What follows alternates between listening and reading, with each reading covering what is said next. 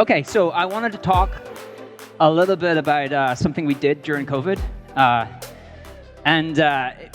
It's all about betting big on media. And so one of the things we did over that period of time was bought a company called The Hustle.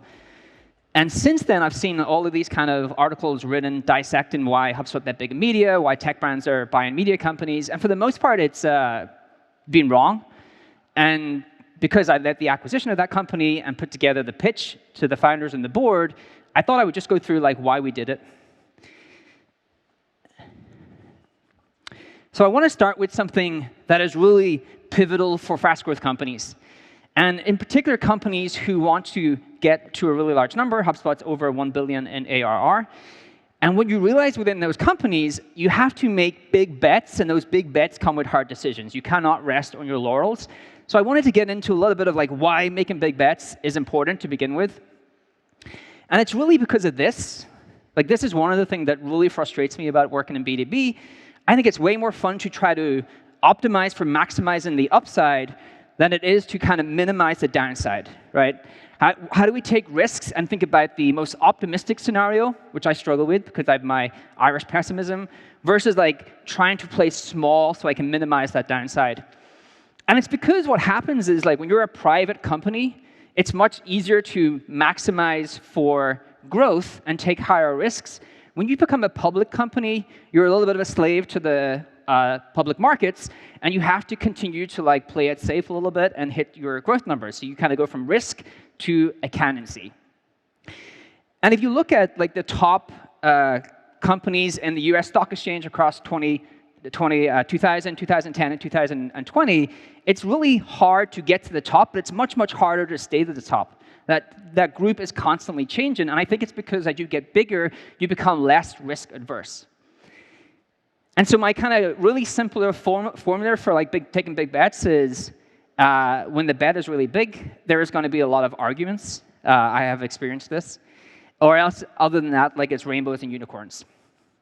So you really need an argument framework to tee up being able to make risky investments. And I really love this framework from Spotify. It's called the DIV Model. And the DIV Model has 4 basic principles: data, insight, belief, and bet, right?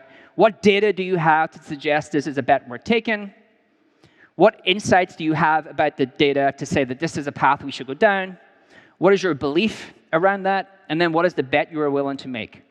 What you realize about all of these initiatives that you want to take within your company that come with inherent risks is that most of the debate is around the beliefs. And this framework gives you a really great place to actually focus all of your efforts and your arguments within that belief stage.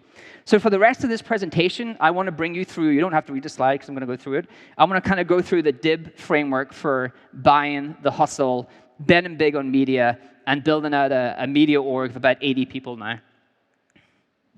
So in terms of the data we had kind of 3 core pieces of data.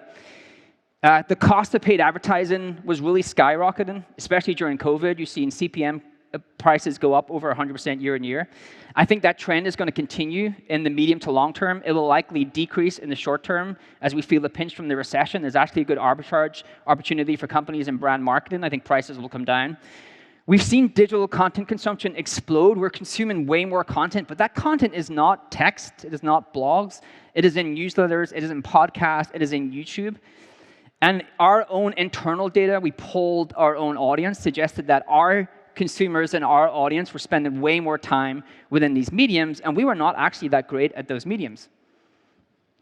Our insight around media was very similar to the insight we had around inbound marketing.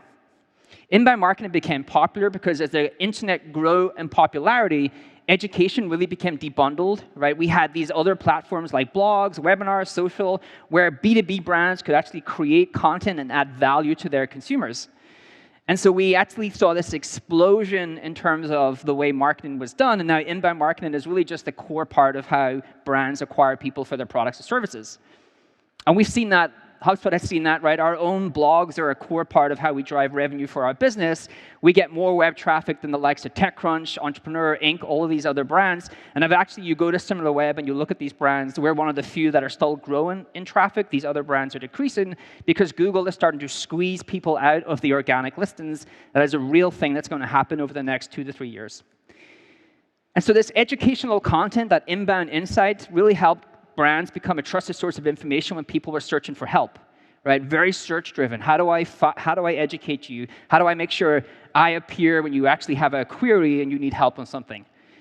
What we believe is the same thing is going to happen for media. Media is going to get debundled, and it's going to give SaaS brands an opportunity to be relevant all the time, not just when you have something that you want to query, when you have a need, when you have help. Rather, we can be your favorite podcast. We can be your favorite YouTube channel. We can have the biggest and brightest newsletter within the industry. And so SaaS brands have got really good at the distribution part. How do I use inbound marketing to acquire demand for my products, my services? It is not so good at the influence part. How do I actually get share of voice within my space? How do I create content that people want to meaningfully engage with? And then in terms of our belief, this was a quote from Dharmesh, our co-founder, actually before we decided to acquire a media company.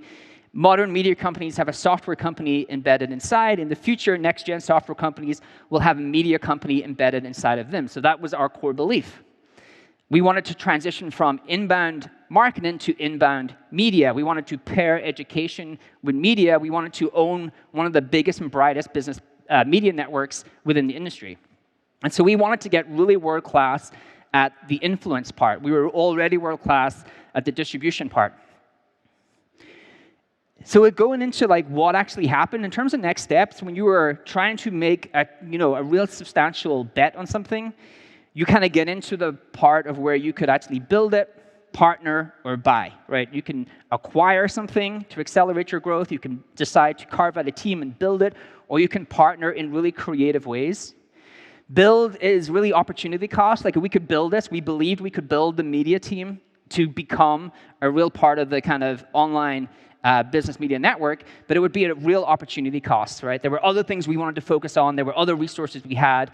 There were other priorities we had, so it would just be too much time. Partner, one of our core beliefs is we do not want to partner. We want to own the asset. We do not want to rent the asset. We would rather have the skill sets internally to build the thing rather than actually partner someone and be reliant on them.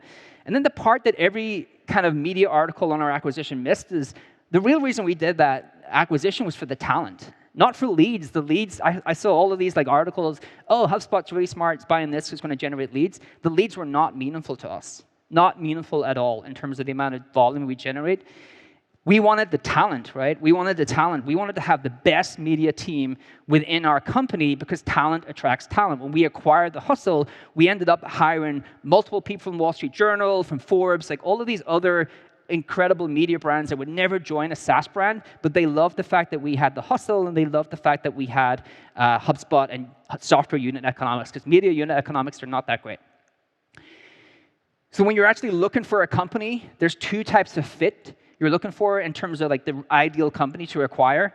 There's founder vision fit, right? We wanted to find a company that had a founder that believed in the vision that we had, which was to build an incredible business media network.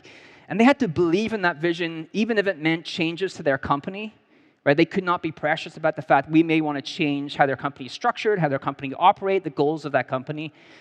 And then we wanted to really find somewhere that had a vision culture fit, that we could actually bring on the key people, and those key people would stay around because they wanted to work with us, and they believed in the thing we were building. So they were the two types of fit we were looking for. We talked to a range of media companies, about 5 media companies, and the one that really fit with our narrative or our vision was The Hustle. Hustle was created by Sam Parr, who's a lot of people may know from the My First Million podcast. But he built a really incredible media business, and the thing that Sam believed is media is really impactful, but it will be even better for software companies because their unit economics are way better than media unit economics, and we could grow much rapidly because of that. The other thing that you kind of do not think about, and B2B brands typically don't think about, is if you're a B2B company, you try to like stay really niche and try to like focus on your buyer. The thing is, like, more audience is always better. Audience actually buys leverage. And now we had our existing audience. Now we have the Hustle audience. And we could do much greater and grander things because of that.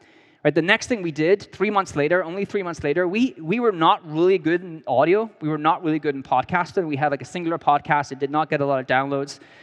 Within 3 months, we actually kind of used the talent we acquired in the Hustle, the talent we had in HubSpot. We acquired the My First Million podcast, which came with the deal. We spun that into a HubSpot podcast network. So we had about 17 to 18 shows in a really short amount of time, and we had millions and millions of downloads each and every month.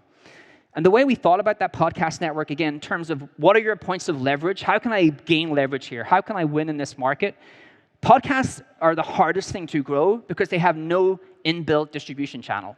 They have an inbuilt distribution channel today because we're all moving podcasts to YouTube, right? Inbuilt search. You can actually grow podcasts much easier if it's a YouTube-first podcast. But they really don't have a great distribution channel. The best way to grow a podcast is to actually get promoted on other podcasts.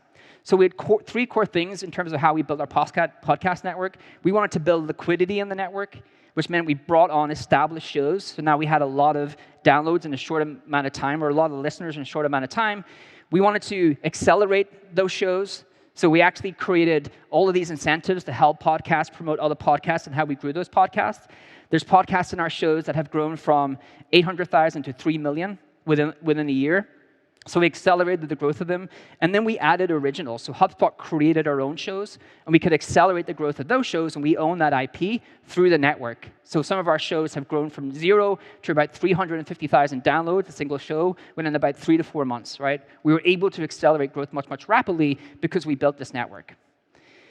The other thing we truly believe in, and I think this is a really great quote from David Friedberg, the All In podcast, in 30 years' time, he said, all traditional brands will be dead. And the reason he said that is because of this, right? Traditional brands are kind of created in the way that you create product first, create your audience, and then create community. What you're seeing today is audience is the most scarcest resource you can have.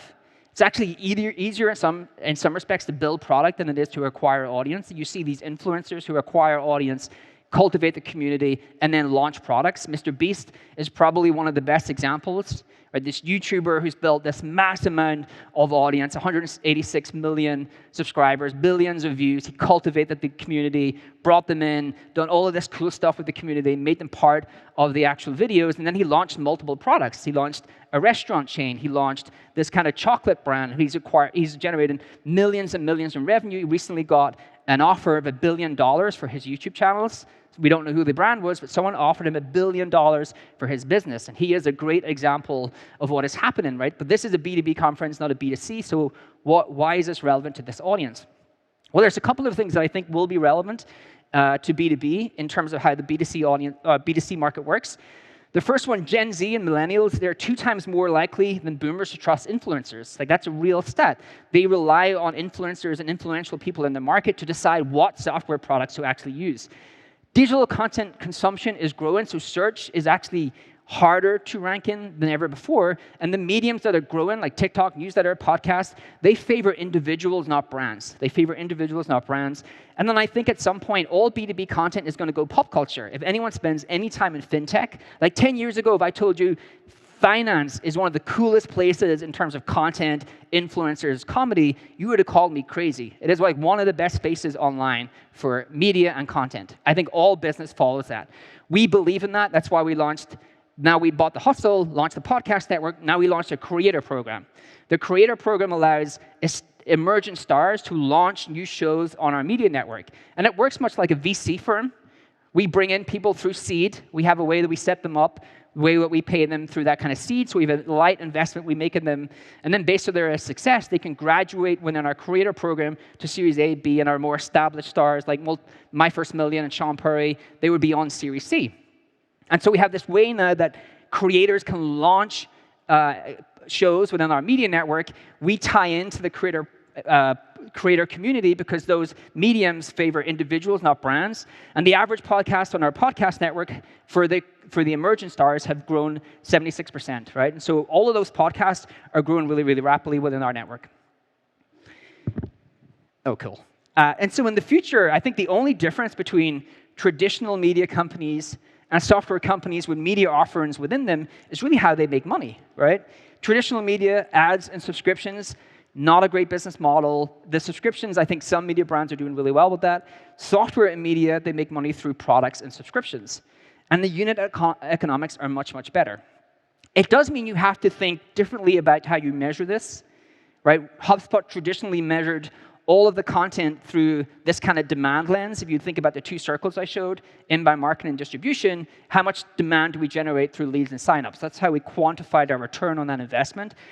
What we've done now is layered on a reach metric. So we think about how much free advertising we get across our own media network. What's that worth to us in dollars? So we have how many $1 million of free advertising do we get across our media network? And that's how we think about the reach.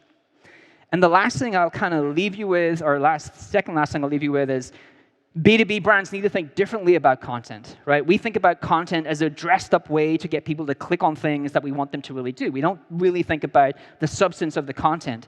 In media, content is the product, right? They obviously monetize through impressions, but that really is the product. So you have to kind of think about how are we different or better? How do we have the talent to compete? All of these creators are going to eat up attention in your space. They're going to do it. And you're going to have to up-level your game to really compete with them. So you do have the talent to compete. Distribution, how do I promote this, is much more as important as creation. Everything is measurable, right? It doesn't need to be a demand metric, but it is measurable if it's a reach metric.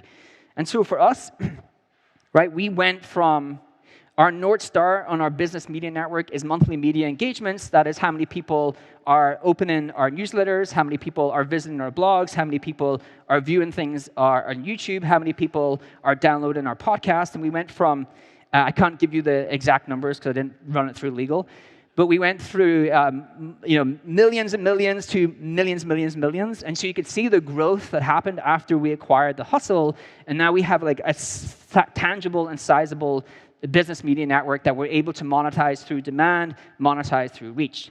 So that is me. That is the reason we kind of bet big on media. That is the reason we acquired The Hustle. I'm going to be speaking at the Founders Path booth. I can take quick Q&A until next time. Hope you enjoy the rest of your conference. Thank you very much.